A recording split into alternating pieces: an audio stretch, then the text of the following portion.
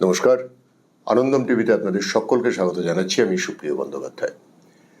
বন্ধুরা, ভারতীয় ন্যায় সংহিতা নিয়ে যেটা 1 জুলাই থেকে লাগু হলো, আমরা একাধিক অনুষ্ঠান ইতিপূর্বে করেছি, আগামীতেও করব। কারণ এই নতুন যে ভারতীয় ন্যায় সংহিতা, এর বিভিন্ন দিকগুলোর সম্পর্কে মানুষকে এখনো সম্পূর্ণভাবে অবহিত করা সম্ভবপর হয়ে ওঠেনি।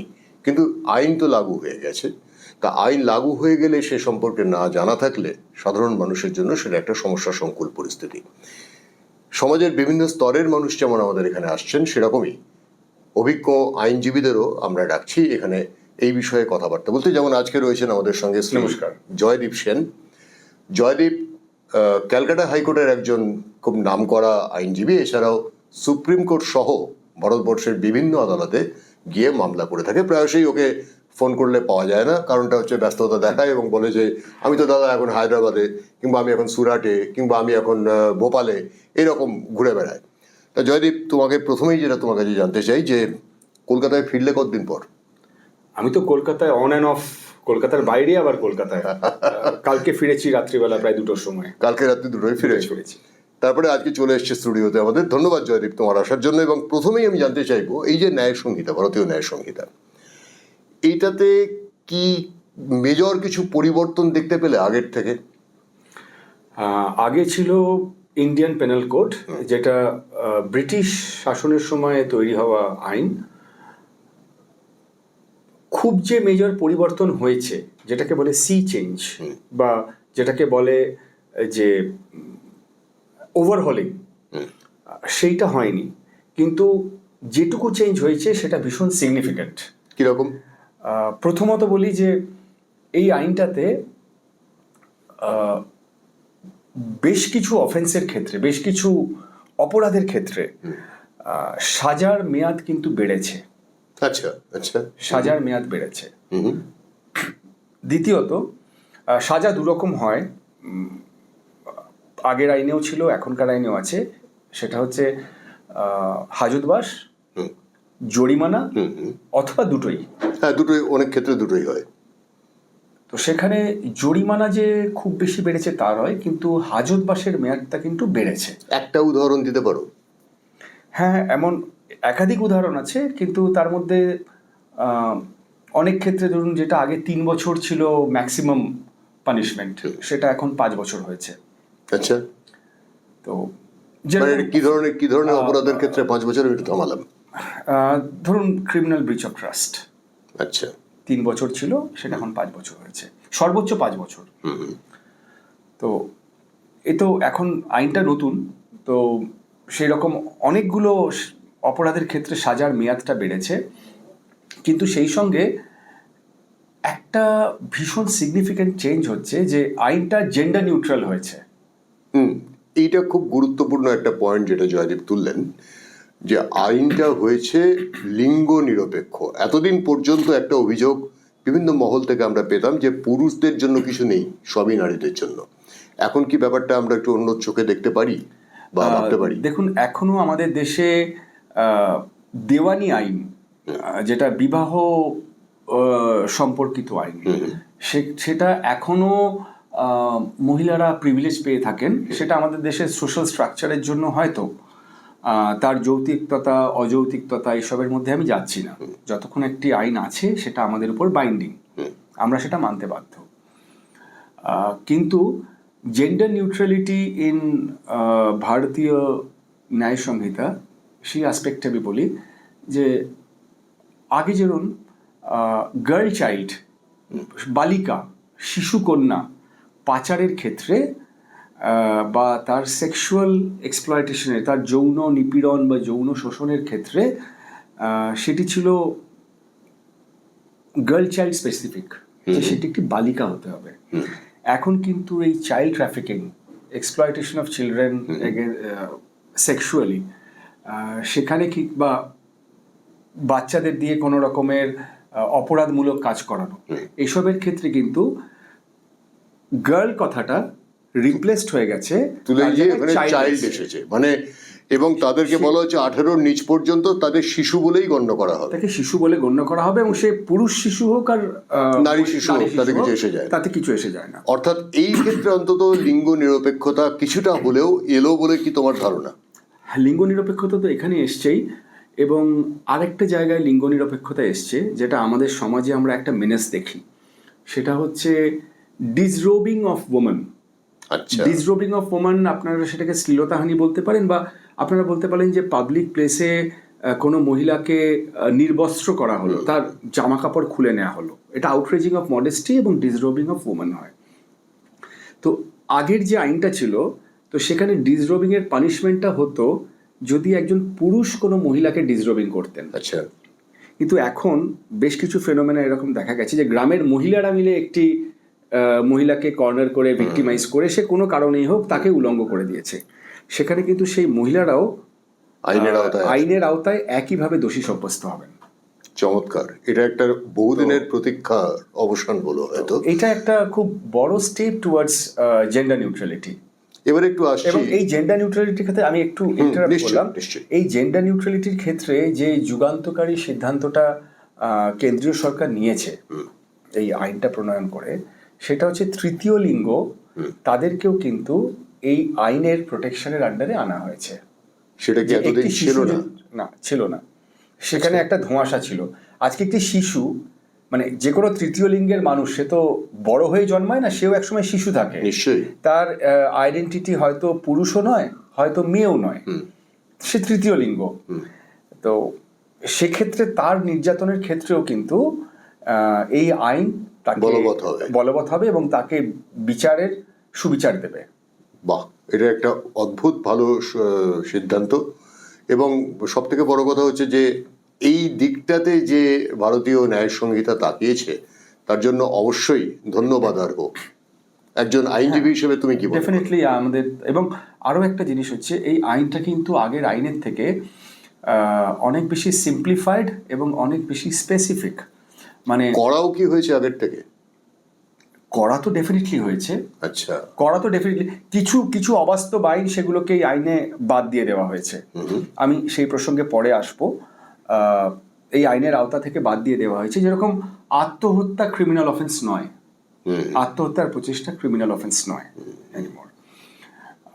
তো এই যে একটা অদ্ভুত আইন ছিল, ভিক্টোরিয়ান মাইন্ডসেট থেকে ব্রিটিশরা করে গেছিল, সেই আইনটাকে বাদ দেওয়া হয়েছে। বাহ, এটা একটা ভালো সিদ্ধান্ত নিঃসন্দেহে। বন্ধুরা, এবারে একটু আসা যাক জয়দীপ সেন, আইনজীবী জয়দীপ সেন, তার পেশার যেটা মূল জায়গা সেটা কলকাতা হাইকোর্টে, তাই তো? তো মানে ক্যালকাটা হাইকোর্টে আর কি, মাফ করবেন। তো ক্যালকাটা হাইকোর্টে আমরা দেখেছি 1 জুলাই যেদিনকে এই ভারতীয় ন্যায় সংহিতা লাগু করা হলো, পশ্চিমবঙ্গের বিভিন্ন জেলা আদালতে তো কর্মবিরতি হয়েইছে, ক্যালকাটা হাইকোর্টের একটা অংশও কিন্তু কর্মবিরতি এবং বিক্ষোভ ইত্যাদি প্রদর্শন করেছেন। তো এ ব্যাপারে তোমার মূল্যায়নটা একটু ছোট্ট করে শুনে নিই, আমি অন্য প্রসঙ্গে যাব। ক্যালকাটা হাইকোর্টে সেই দিনকে এক্স্যাক্টলি অন স্পট কি হয়েছে সেটা আমি নিজের চোখে দেখিনি, তার কারণ সেদিনকে আমি মুম্বাইতে ছিলাম, আচ্ছা, পেশাগত কারণে। কিন্তু যেটা আগে থেকেই ঘোষণা করা হয়েছিল যে সেদিনকে বার অ্যাসোসিয়েশন কর্মবিরতি করবে, তারা কোনো রকম মামলা কোনো এজালাসে করবে না। তো দেখুন, আমার এখানে দুটো বক্তব্য আছে। এই কর্মবিরতিটাকে আমার মতে, আমার ব্যক্তিগত মতামত, that's my freedom of expression, যে এই কর্মবিরতিটা একটি পলিটিক্যাল গিমিক। আচ্ছা, এটা একটি পলিটিক্যাল গিমিক। আবার এমনও হতে পারে যে শনি রবি পরপর দুদিন ছুটি ছিল, তাই আরেকটা দিন কর্মবিরতি বাড়িয়ে একটু ছুটিটা বাড়িয়ে নেওয়া হলো, অন আ লাইটার নোট। কিন্তু আমি এই পয়েন্টটাই বলে নিই, অনারেবল জাস্টিস শম্পা সরকার ক্যালকাটা হাইকোর্টের, তিনি একটি রায় দিয়ে বলেছেন যে কোনো আইনজীবী অ্যাসোসিয়েশনের সিদ্ধান্তের বলে অন্য কোনো আইনজীবীকে মামলা করা থেকে আটকাতে পারবে না। কারণ আইনজীবীদের ধর্মঘটটাকে কিন্তু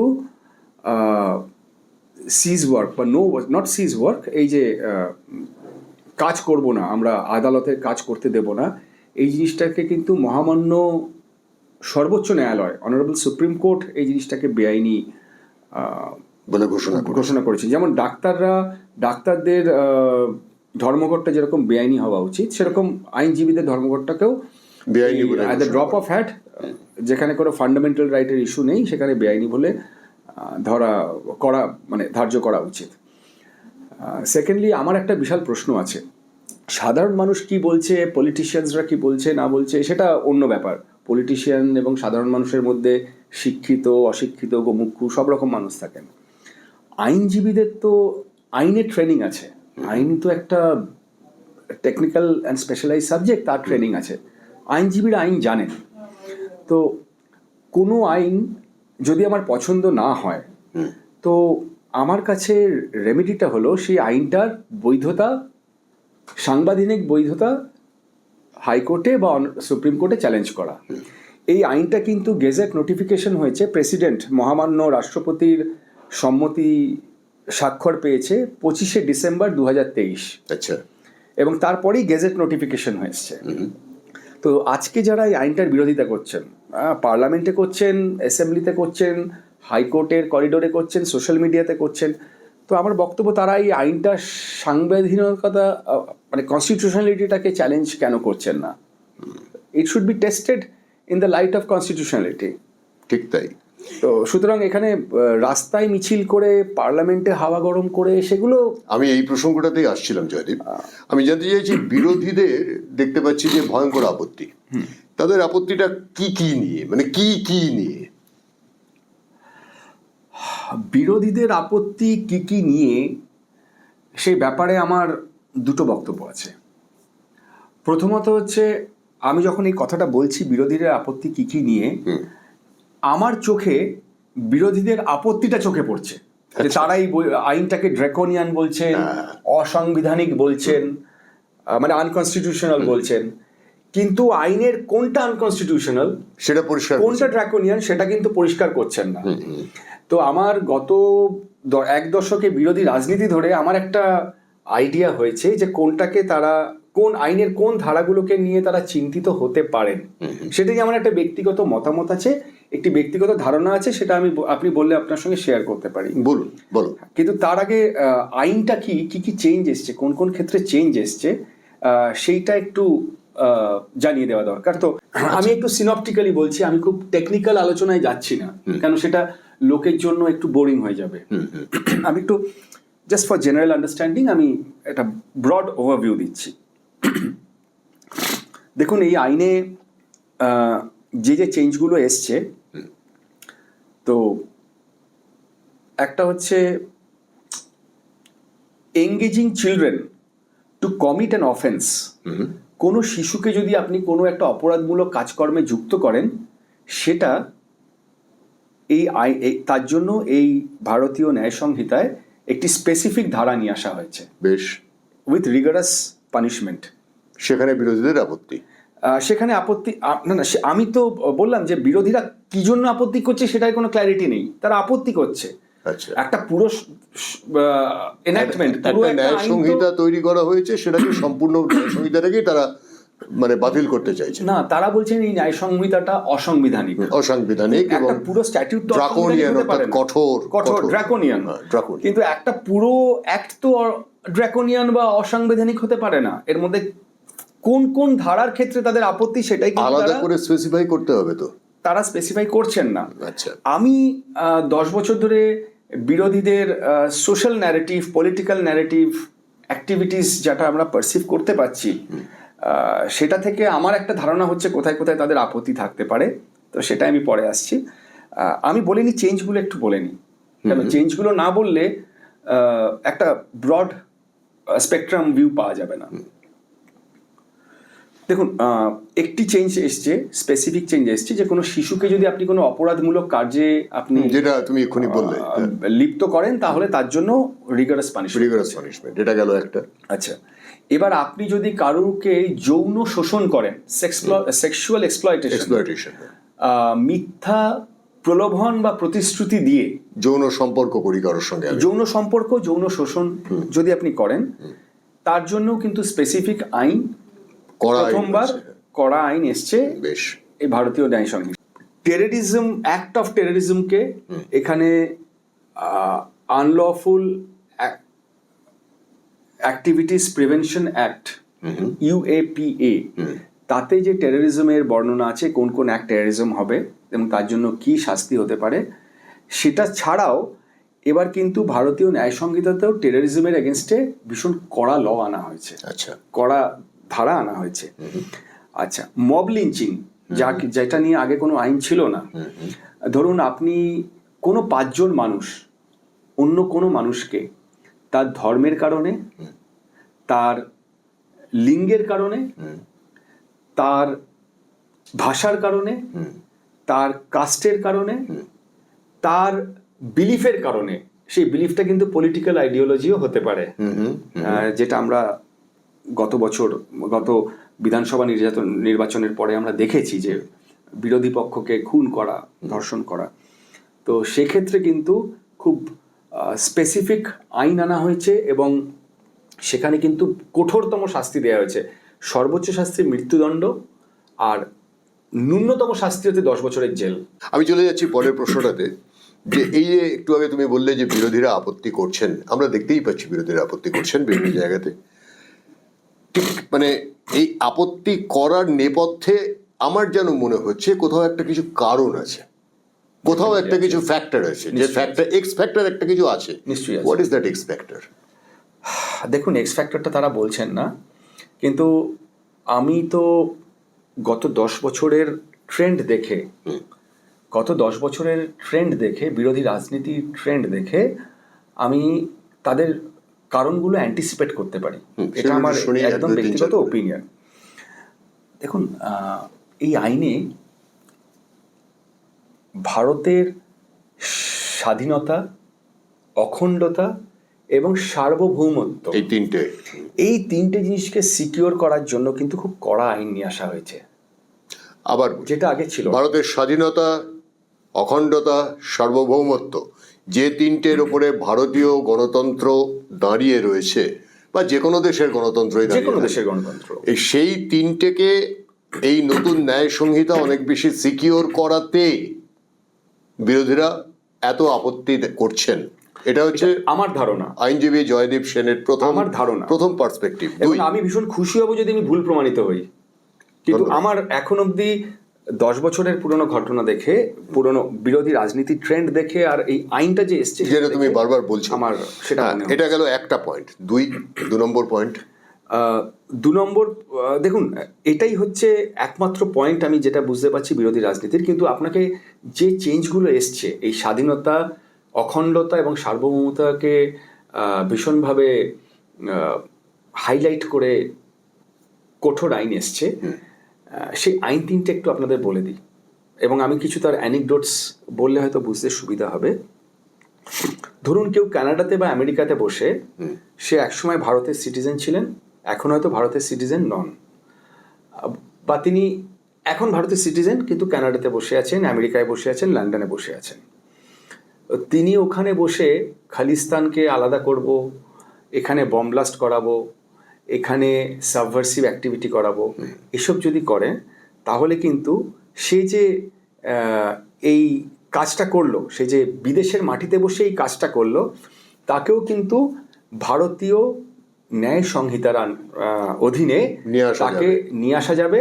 সে যদি এখানে সামন পেয়ে না আসে, তার অ্যাবসেন্সে ট্রায়াল হবে, এবং সেই দেশের সঙ্গে আজ না হোক, আজ যদি এক্সট্রাডিশন ট্রিটি থাকে আমরা এক্সট্রাডিশন চাইতে পারবো, এবং আমরা যদি এক্সট্রাডিশন ট্রিটি আজ না থাকলে কালকে এক্সট্রাডিশন ট্রিটি হয়ে যাবে, তখন আমরা তাকে এক্সট্রাডিট করতে পারবো, কারণ ক্রিমিনাল লতে কোনো লিমিটেশন নেই।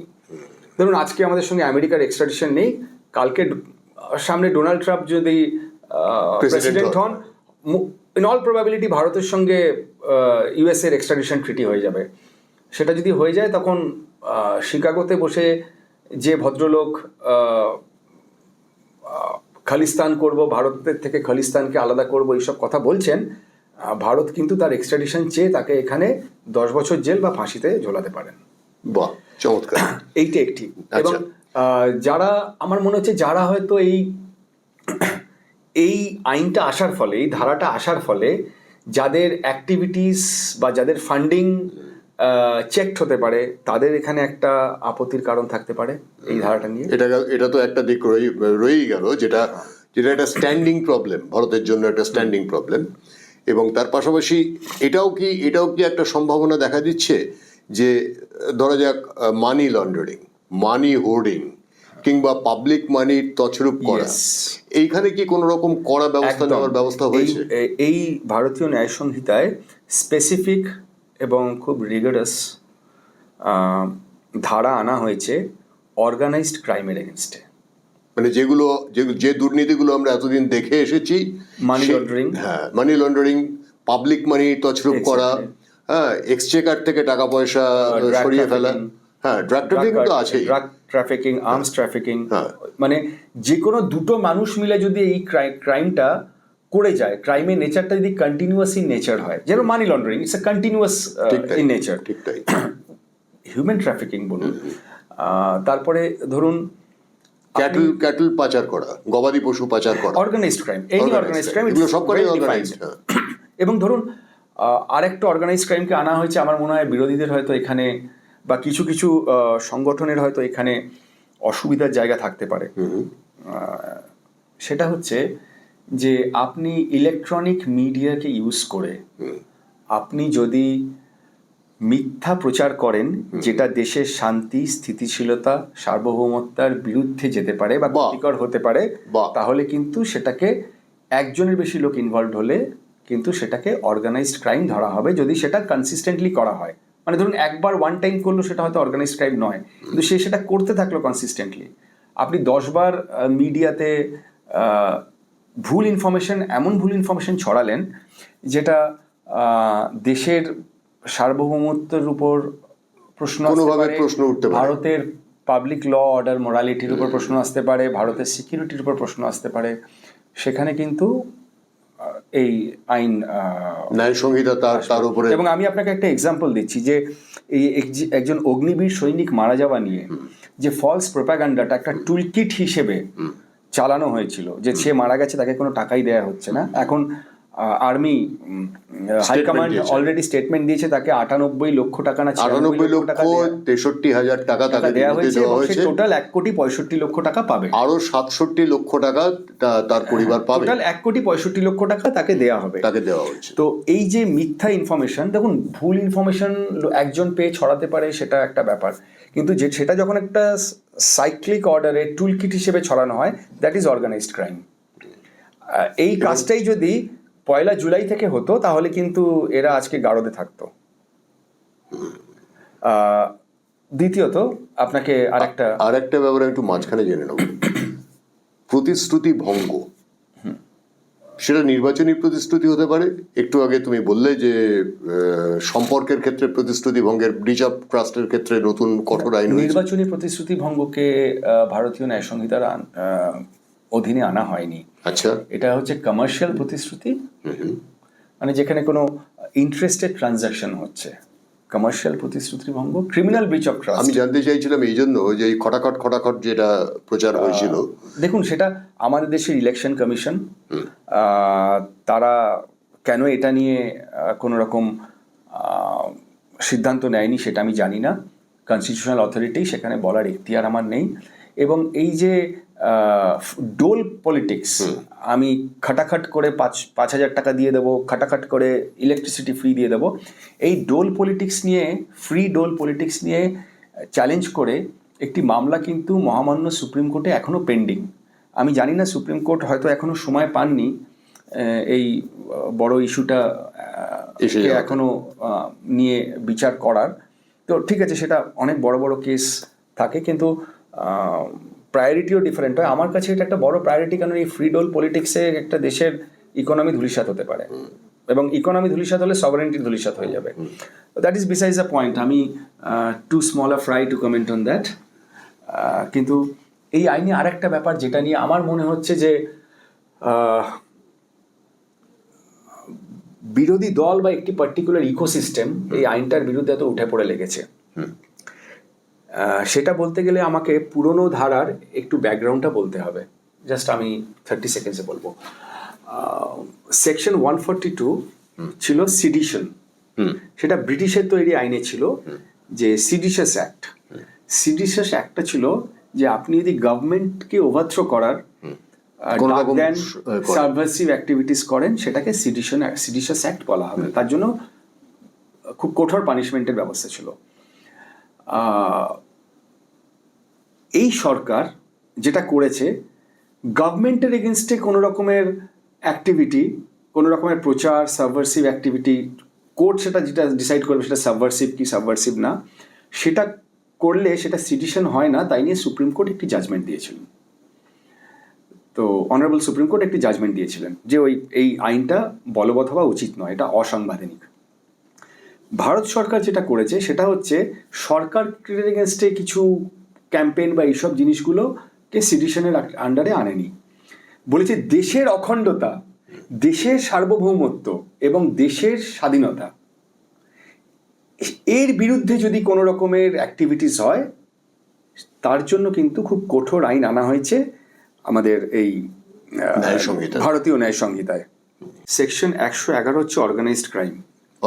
সেই অর্গানাইজড ক্রাইমের মধ্যে আপনি যেগুলো বললেন, kidnapping, robbery, vehicle theft, extortion, land grabbing, contract, সব পড়ে যাচ্ছে। ইকোনমিক অফেন্স, সাইবার ক্রাইমস, আচ্ছা, সেটাও ট্রাফিকিং অফ পারসনস, ড্রাগস, এই সব কিছু আসছে। আর 420টা বদলে এর মধ্যে 318 হয়েছে।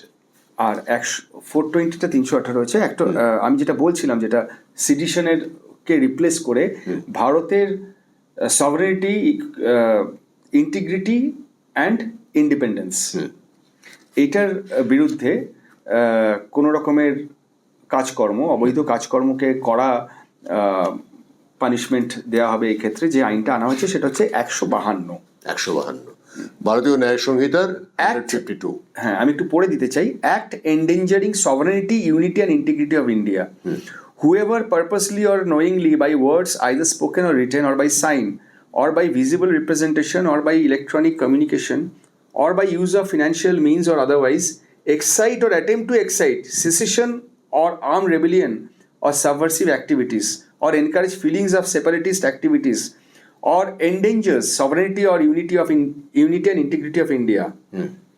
আমি আরো পড়তে পারতাম, এটা লম্বা সেকশন। ঠিক আছে, বুঝতে তো পারছি। মানে আমি মোদ্দা কথায় বলতে চাই, এখন যদি আপনি ইউনিভার্সিটি ক্যাম্পাসে বলেন বা দেয়ালে গ্রাফিটি লেখেন যে ভারত তেরে টুকরে হোঙ্গে ইনশাল্লাহ ইনশাল্লাহ, বা কাশ্মীর মাঙ্গে আজাদি, আপনি কিন্তু বুকড হবেন সেকশন 152 এর আন্ডারে। বাহ।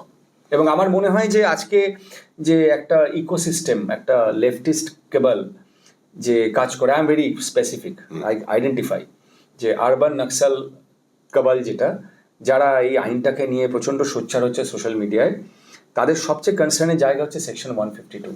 তাহলে বন্ধুরা মনে রাখবেন যে সেকশন 152 অফ ভারতীয় ন্যায় সংহিতা, BNS, এই BNS সেকশন 152 যেটা নিয়ে বিরোধীদের সব থেকে বেশি রাগ, সেটা বোঝাই যাচ্ছে কেন, কি বৃত্তান্ত, সেটা স্পষ্ট করে দিলেন আইনজীবী জয়দীপ সেন।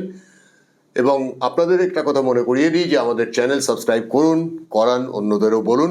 জয়দীপ, যদি তোমার তরফ থেকেও কিছু বলার থাকে আনন্দম টেলিভিশন সম্পর্কে সেটা বলো। আপনারা এখানে, আমি আনন্দম টেলিভিশনের প্রচুর বিতর্ক, প্রচুর দ্বিপাক্ষিক কথাবার্তা, আলোচনা আমি শুনি। তো এখানে যে আমার এই আলোচনাগুলো প্রচণ্ড ইনফরমেটিভ এবং বৈদগ্ধ্যপূর্ণ মনে হয়েছে। আমি রেগুলার আনন্দম টিভি শুনি। তো আমি বলবো যে আনন্দম টিভি যদি আপনারা সাবস্ক্রাইব করেন তাহলে হয়তো আপনারা একটা ব্যাপারে আপনাদের অনেক সুবিধা হবে, সেটা হচ্ছে রিডিং বিটুইন দ্য লাইন্স। খুব সুন্দর করে বললো জয়দীপ, ধন্যবাদ জয়দীপ তোমাকে। নমস্কার বন্ধুরা, দেখা হচ্ছে আগামী অনুষ্ঠানে। সঙ্গে থাকুন। আনন্দম টিভির সঙ্গে আপনি থাকা মানে আপনার সঙ্গে আমি থাকা, আমরা সবাই থাকা। ধন্যবাদ।